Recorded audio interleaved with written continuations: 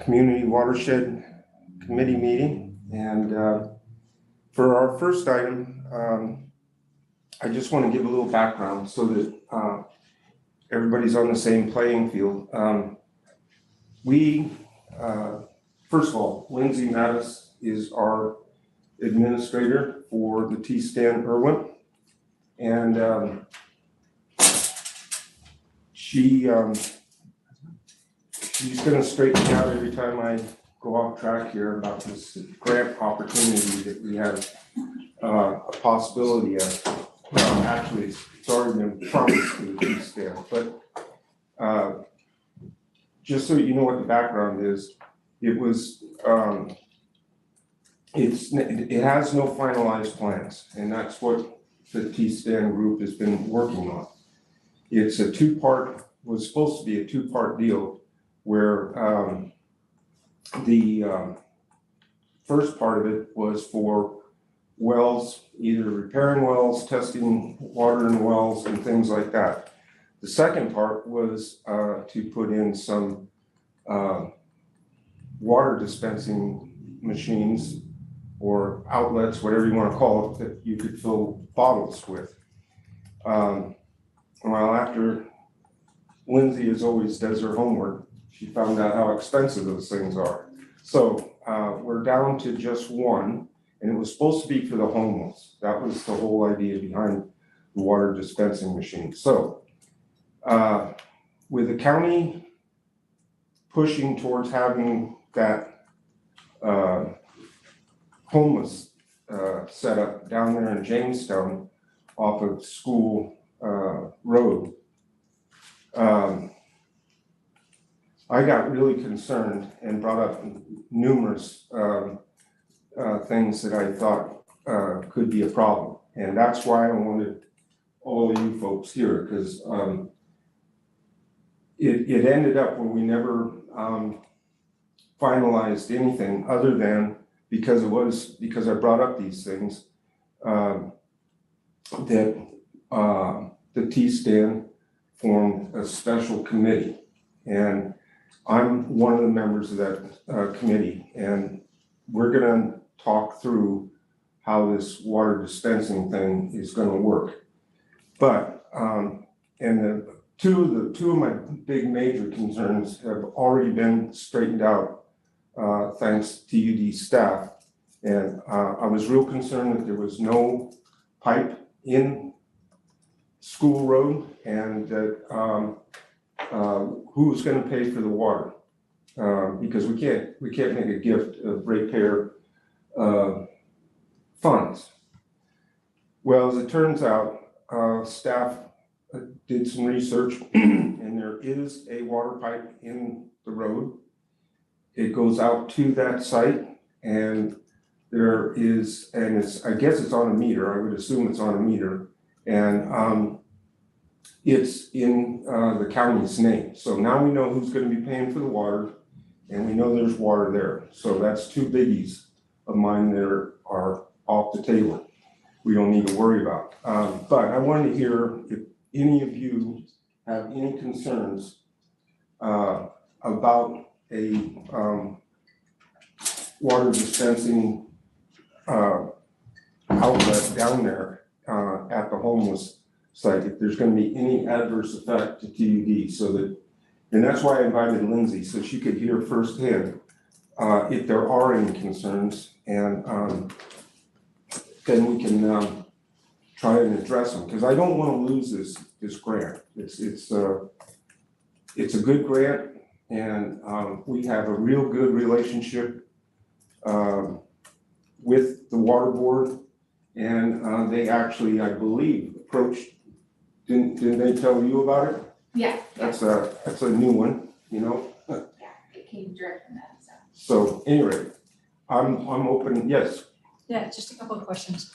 And I know it came up in the T-Stan Irwin meeting back in, I think it was in December, which was how will it get maintained and made sure that it's not leaking or that it doesn't get jammed? That was one of my concerns that I brought up. And so that's, I mean, this is going to have to be maintained by the county because they're going to own it. Okay. So, but that was, like, having, people, vandalize it, God knows, so. I'm gonna throw it open to staff and, what, I'd love to hear if there's Yeah, so- any issues. Like you said, Ron, I had a lot of concerns when this was first brought up, but understanding where the pallet shelter is gonna go now, there's a water line there, it goes through a meter, it definitely, it calmed me down a whole lot, and it kind of takes the district out of it to the point where it's, Right. we're not gonna be liable for making sure that everything's always maintained, that we're not having to fix the drinking fountain or filling station or things like that, and sharing other parts and pieces. I was worried that if we do a water bottle filling station, that we can't control what was in the bottle before. So it's, to us, it's almost like it's a non-potable situation, so it could put the district in a bad situation. So because it goes through a meter now and things that takes us out, so I'm much better with it. Good, okay, Yeah, I had the same concerns as Eric with sanitary issues, when it originally came up, and there's gonna be multiple filling stations, I had concerns with issues with it being non-potable water, how the connections were gonna be made, who was gonna be manning these stations or staffing these stations, or, the community was gonna be able to just come and pull off of this whenever they wanted. As Eric said, out of the county, property down there, currently they have a 8-inch master meter down there and a backflow device on it. We've been discussing with Ed Hogue, doing some improvements that probably might minimize the size of that, meter down there, but they still will have a backflow device. So like Eric said, as far as sanitary stuff for our other customers, it's a non-issue as far as the district is concerned, with cross connection. Emily and I went down to that meeting yesterday, and it sounded like they're gonna have and Emily can speak to this, they're gonna have a community bathroom, washroom area, and I'm thinking that may work in conjunction with this filling station, so that's all the on-site stuff. I was wondering what they were gonna do about that, bathing and bathroom situation, so it'll be like a common thing, huh? Yeah. So, we're not gonna be involved at all with the sewer, that's gonna be Jamestown Sanitary District, so. Well, that's good to hear, I mean, cause this will be, I wanted to go, being one of the members of the committee and the one that was speaking out the most against it. I wasn't speaking out against it, I was just bringing up things that it came to me right away that concerned me about this. I just wanna make sure I got from staff if you guys had any issues whatsoever, so that when I go to the committee, I can speak, for what we either need or don't need, or that we're for, or, whatever. Are there any more questions or thoughts or commentary about the financing capacity fees, it's all taken care of, is what it is, okay? There's no adjustment to the SFRs The or, last information I saw from Antonio was that there was reserved capacity that the county had on that property, and it about balanced out with the projected demands of the pallet shelter as we know it currently. So there effectively really wouldn't be a capacity fee. And they were, as I understand, current on their billing account. So it's pretty good in that regard. It was more of these details on the sanitary issues and the infrastructure, but it looks very good. Well, that's good, I mean, I like good news, so. I Yes, just have another question about, would it be like just the size for filling up bottles, or would somebody be able to, because I know another thing that came up at that December meeting is you don't want people pulling up with an RV and filling a tank or something. right, we have not, I haven't not seen anything as far as the design of the dispensing machine, so it would be something that, I know we discussed that at the last T-Stand meeting also. And, I don't know, we'll get around to that. It's still very much in the early stages of trying to figure out what we wanna do and what fits best. The goal was, like Ron said, to meet two needs, one for well failure, folks who are experiencing well failure, and one for homelessness. And so we kind of divided the project in two. We had some discussion about could there be overlap between those two things, but if you end up with a fill station at the homeless, spot, that's not gonna mesh with either of those things. It's gonna be just a strictly homeless thing or, dealing with the welfare thing. So I don't know exactly where we're headed, but it's nice that you guys already are not as concerned about the fill station if we put it down on High School Road. I don't wanna say that's for sure exactly what we're gonna do, because I don't know. We've just started down this process, and when we originally brought it up, that didn't exist.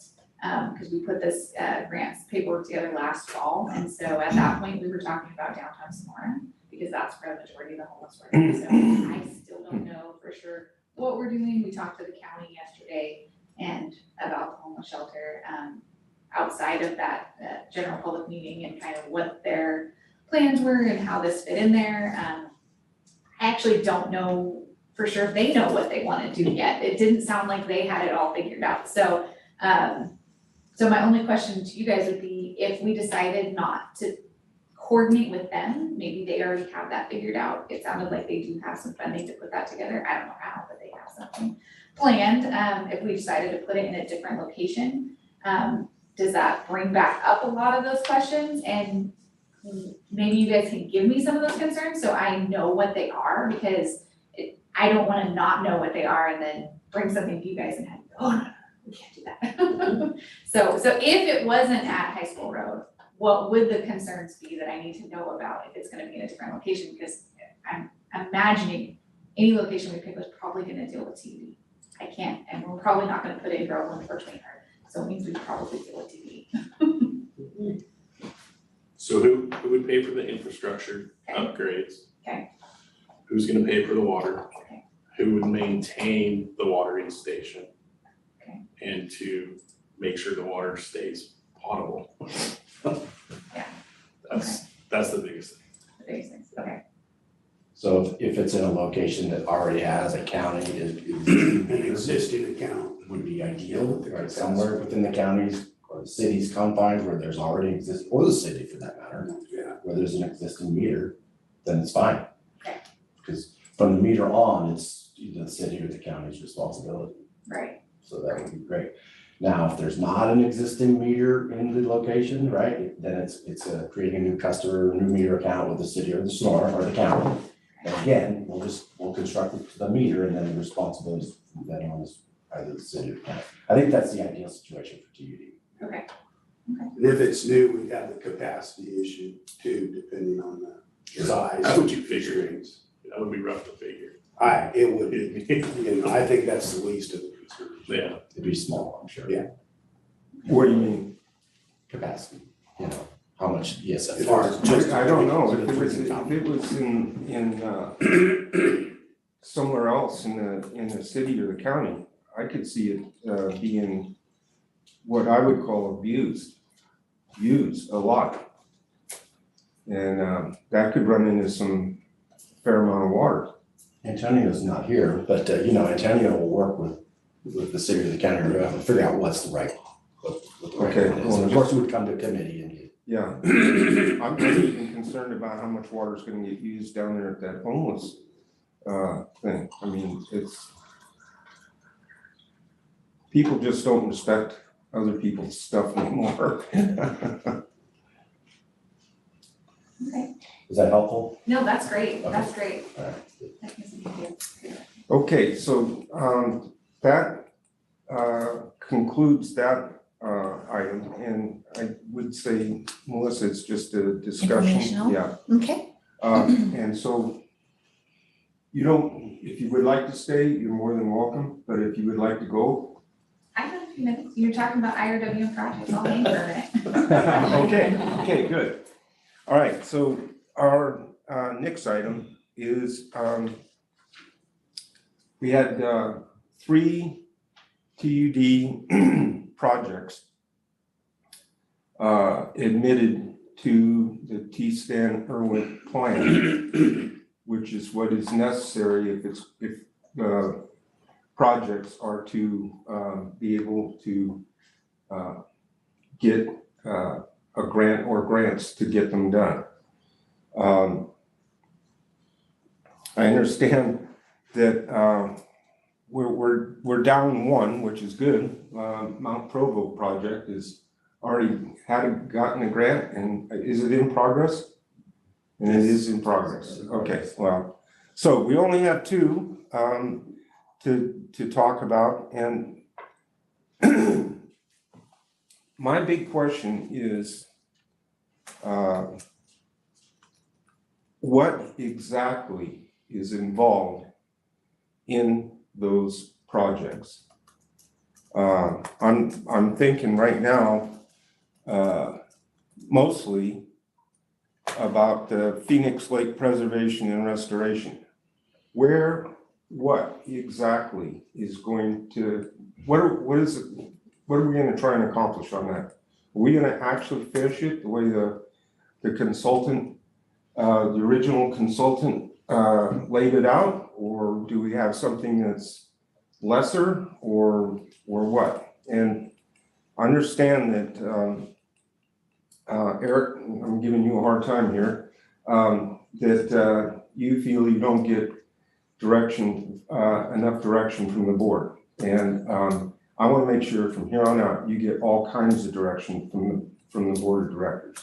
So before Eric chimes in, I think it's important for me to start off by saying that from my perspective, having many conversations with board members, staff, public, Sally in particular, I feel like there's a real misunderstanding of the original plan as you describe it, what was completed, what's left to be completed, what other projects outside of that plan are important for that project, and all of that with respect to water supply, right, and water quality.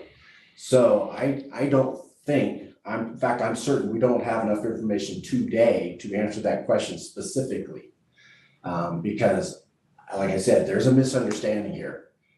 So I've organized a couple of meetings, and we have more meetings to come, internal meetings. I want to answer that question exactly, precisely. Good. Even the questions that you don't know to ask. There's questions that you're not even thinking of that I think are important for all of us to understand. So today, I think it's premature to answer that question specifically. That's just my opinion. Well, that's fine.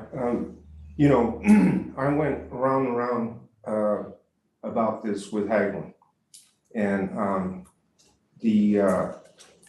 he, and I don't know, maybe another staff member, I can't remember now because it's been several years ago now, but were trying to tell me that there was no recreation component, no public access component, and so on in that project. And I said, really? Why don't you go on the TUD website, and if you look up the Phoenix Lake project, there is the walkways for public access. There's the signage, interpretive signage, and so on. So I said, that's not true at all. And so Yeah, no, it specifically is in there in chapter 5 of the Horizon report. So if you go there to our website, look at chapter 5, I did distribute it to all of our staff or all of us to read it and get input. And some of the early feedback that I got back from staff is some of the comments from staff didn't make it in there, right? So again, there's a misunderstanding as far as I'm concerned about, even with recreation, what's appropriate, what is inappropriate. And when it comes to recreation, there's going to be maintenance, right? There's going to be day-to-day maintenance in this activity as it's laid out in chapter 5. You're going to have to direct us to tell us how we're going to maintain those activities. That's a later date. But first, there's identifying of, I think there's 3 locations in chapter 5. Do we want all 3 in there? There's some real challenges, especially one with them being on a high hazard dam. There's a recreation component on the dam. I think that's inappropriate personally. That's just me. But how are we going to maintain those facilities? So there's a lot to discuss. That's a valid point, and I agree that the last thing I want to do is burden staff with more work, more projects. I mean, it's not like you guys are sitting around twiddling your thumbs. Exactly. So, But like I said, I just don't think I know, as far as I'm concerned, General Manager, we don't have enough information to answer your question exactly. I need several weeks, maybe a couple of months of staff time to iron this thing out. And I don't mean just staff time. I need input from Sally and the public and directors. I want you all in on some of these discussions eventually, so you can understand what exactly we're talking about. The water quality component is a big deal, right? So I think we talk more about recreation and water supply than we do about water quality. And that water quality touches people every day. Yeah. Well, I don't disagree with anything you're saying. So the only other thing that does concern me greatly is the clock's ticking, and how long will those hard to get expensive permits remain able to be utilized to finish the project. So I'd like to know that big time. And also, where are the spoils gonna go? I mean, is it all over with Indigene? The short answer is that should get fleshed out in the more comprehensive discussion that Dawn's referring to, because we've identified 6 or 7 projects around the lake that have varying degrees of water supply, water quality benefits. Then there's the recreational component that you referenced, and there's a place or a way for recreation to play, a role for it to play in also the dredging and the spoils disposal. So they overlap. And I guess the short answer is the permits, there's still some time. Yes, the time is ticking. However, some of those permits were based on one scope, and it depends on the scope that this board committee decide to go on whether or not those permits are even applicable. Those permits never involved a work scope that was recreation improvements. So we need to, I think as Dawn has said, I think if we step back and we get all the information, we get all the stakeholders involved, then we can make a decision that is really best for everyone. I think you'd be dissatisfied if we just told you our IRWM project was only doing this, because there's a lot of other projects, including recreation, that the board has indicated they're interested in. Well, it's not just recreation, it's education. That was what we talked about from the beginning, was that like schools, they could have a class come down, and then they could see the wildlife and see the interpretive signage off of the boardwalks, and that, as well as alongside the edge of the reservoir. So it was not just recreation, it was, in my mind, it was always more education. So anyway, there's that. I just hope to God we don't have to have another go around with the Army Corps of Engineers. So anyway, that's all I've got. So if it's we're going to discuss it at a later date after all of you get together and get some things together. And I guess we'll have another meeting then and get my questions answered on that. You know, Sally's here. I don't know if we want to give Sally an opportunity to chime in. Yeah, well, I just want to make sure we're done in here first. Gabrielle, do you have anything to add? No. Okay. Okay, go ahead, Sally. Thank you. Good morning, everybody. I just want to say I'm really encouraged just by the fact that this topic has come up as an agenda item, and really appreciate the idea that, yes, some redefinition of what is the project and what still needs to be done is a really vital time to look at it, because it is more than 12 years old. The Horizon Report's 12 years old, and the possibility of which parts of it are most important and where is the funding is all got to be reanalyzed and brought more up to date. And I'm so eager to hear of when there's an opportunity to participate. So thank you, all of you. Ron, I really appreciate it coming to a committee agenda. You bet. Yes. Just real quick before we move off of Phoenix Lake, Lindsay, can you give the group an update on us getting reimbursed for the last project? We're just waiting on retention. Everything else is just waiting on retention from the Is drop there a contract. status on that? Because last we had heard everything been submitted, everything's approved.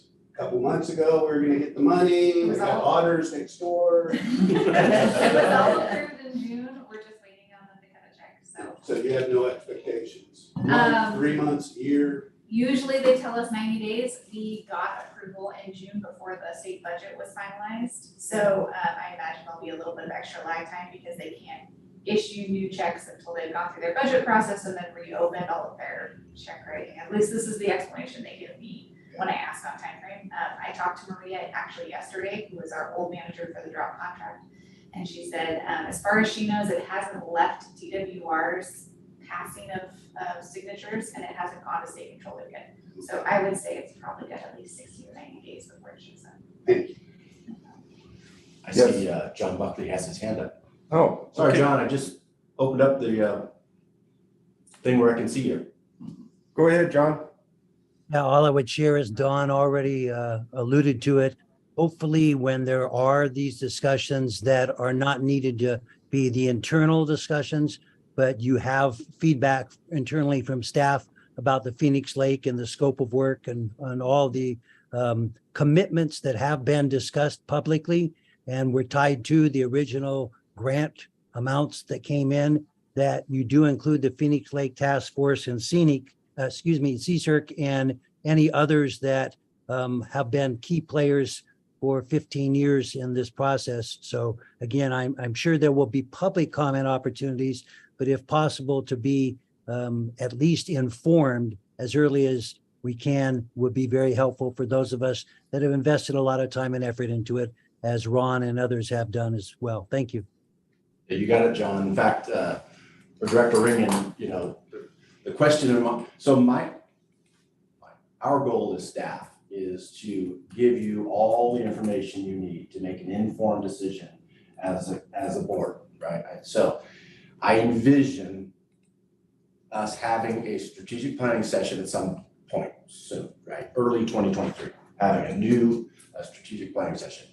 Maybe it happens, maybe it doesn't, but in some way, I want to give you this information, whether it's in that time or some other time where you can give us direction that we're asking for. But after we have a clear vision of what I'm talking about. So my question, I guess, to answer John's, you know, how do we keep the public informed in this process? Is this committee meeting or is it a separate? I would say probably, because there'll be a lot more people wanting to be involved, probably some sort of workshop.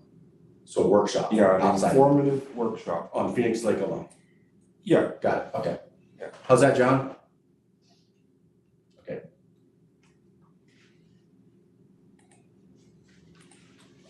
Director Murphy, do you have anything? No, I'm just very happy that this was on the agenda today and that staff is digging into trying to figure out where we're at and how we move forward, so. And I just give kudos to Sally for continuing to push. We get emails from you all the time and just keeping us on our toes, so appreciate that.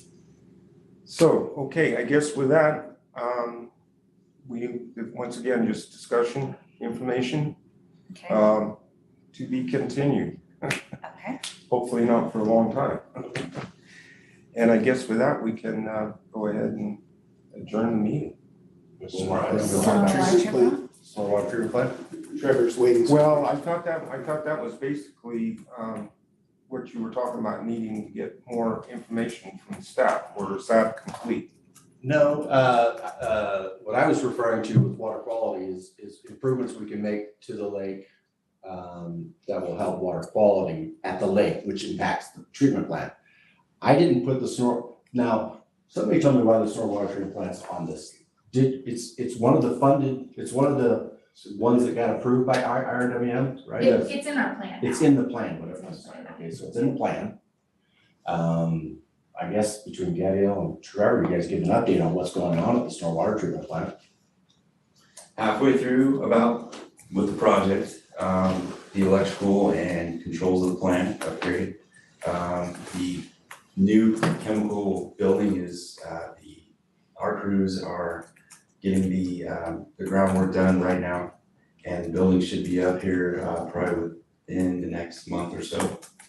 for that process stage. And yeah, we're moving along. The new lab is complete. So Well, I've been kind of following that, so I understand what you're saying, and I think that's great. But I completely misunderstood then. I thought this was for the new Sonora water treatment plant that went into the plant, not the old one being renovated.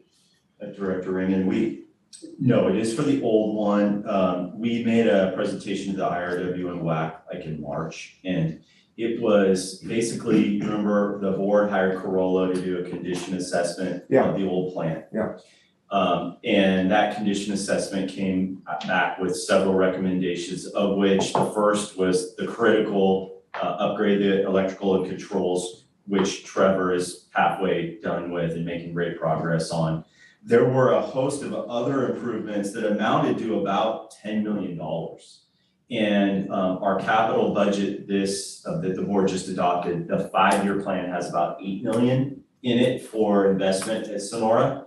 And we thought IRW was a great venue in order to get access to funds. This is the largest capital project we have on our schedule for the 5-year term, because Sierra Pines is not in there on the water side. So we felt that it was prudent to get this in the IRWM plan to avail ourselves to grant funding should it become available, because it's such a big ticket item. The new Sonora plant isn't reflected in your 5-year CIP. And it isn't in the IRWM plan as of yet. I think we probably should go through that exercise too. But our goal is to address the critical deficiencies at the existing Sonora, get another 5-10 years or more out of it, probably more. And then if we are somehow able to fund the new Sonora, we would have a decision to make at that time. Okay, so just as a little side question here, for you, will the old renovated Sonora water treatment plant, will that hopefully correct some of the taste and odor complaints that TUD's been getting? it will help in the long run, as we get further down with the set basin improvements, we decide to do that there. But mediating it at the source is my hope. Yeah, the water quality coming out of Phoenix Lake, is it not real good or what? It's tough in these dry areas. Warm water is the cause for algae growth. And that is hard to mediate at the treatment plant. It has been a challenge every year. Because there's not much movement of water in that reservoir, right? There is, Eric, you probably best answer. So with the work that's been done, the water it's a longer path to get to the outlet tower now. Yeah. So before we would do what we call a short circuit, came through Power Creek, went straight across the lake and into the outlet tower. Right. Now it goes around everything that they built, and then it gets into the last stage of the lake, the east pool, and then over to the tower where no work was completed. Right. It's only 6 feet deep. Oh, boy. Give or take maybe 7, right? So it's getting very warm. There's a lot of growth of widgeon weed, a lot of algae growth. So they're dealing with warm, algae-ridden water, and then the death of the algae is tough. It's hard for them to treat. Okay, well, let's hope we can get the Phoenix Lake project completely completed. So, okay, then anybody else have anything? Okay, if not, then, I think Sally had her hand. oh, Hi, Sally. oh, sorry about that. Sorry, just at the risk of pushing too hard on all of you, can you speak to a bit about what kind of a timeline these meetings about the formulation of what's to be done on Phoenix Lake? What kind of timeline are you hoping for with conclusions? Good question, Sally. So I guess what's come to my head here is I need to have some internal meetings, one of which is incidentally scheduled for today with staff. Gadiel and Eric Johnson has provided a list of improvements and basic concepts and costs. I want to build on that and ask some questions that I think the general public might want to ask as well. So so that's internally going to happen every couple of weeks. I don't know if we'll have enough information for maybe a month from now to have a stakeholder meeting of some sort, a workshop meeting, I mean, perhaps in a month. I'm not letting the grass grow under my feet here on this project, Sally, so I just need a little bit of time. Thank you. Okay, is there anybody else? No?